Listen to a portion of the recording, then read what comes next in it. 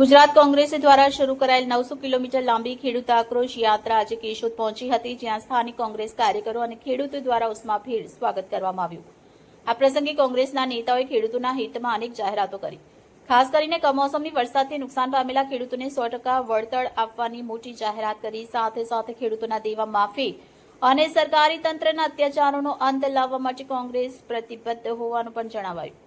સભામાં કોંગ્રેસના નેતાઓએ રાજ્ય સરકારને ખુલ્લો પડકાર આપ્યો કે જો 100% વળતર નહીં મળે તો કોંગ્રેસના નેતાઓ પોતાનો પગાર ખેડૂતોને આપશે।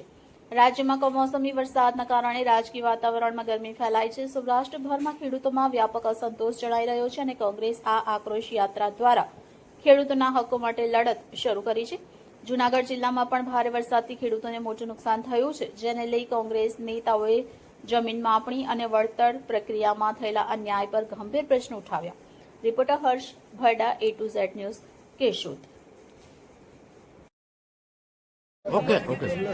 જી સર।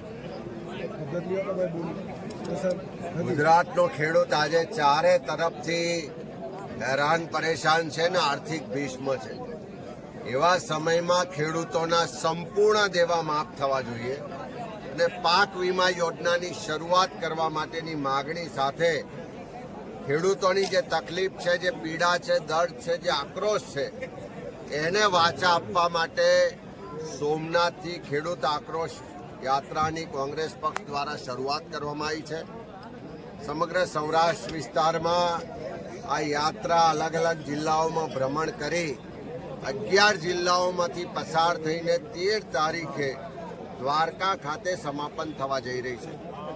ત્યારે આખા દિવસ દરમિયાન આજે સોમનાથથી યાત્રાની શરૂઆત થઈ અને આજે સાંજે કેશોદ ખાતે આ ખેડૂત સભામાં સમાપન કરવામાં આવ્યું છે। દિવસ દરમિયાન અનેક ખેડૂતોના ખેતરમાં જઈ અને એમની નુકસાની, એમની તકલીફ, એમના પ્રશ્નોને સાંભળ્યા છે, જોયા છે।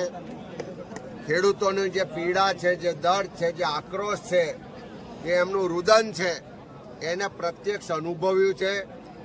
અને આજે આ યાત્રાના આખા દિવસ દરમિયાન જે લોકોનું સમર્થન મળ્યું છે, જે ખેડૂતો આ યાત્રામાં જોડાયા છે, જે લોકોનો અવાજ બુલંદ થતો જોયો છે, હું ચોક્કસ સરકારને કહેવા માંગુ છું કે આખા ગુજરાતના ખેડૂતોમાં ગુસ્સો છે।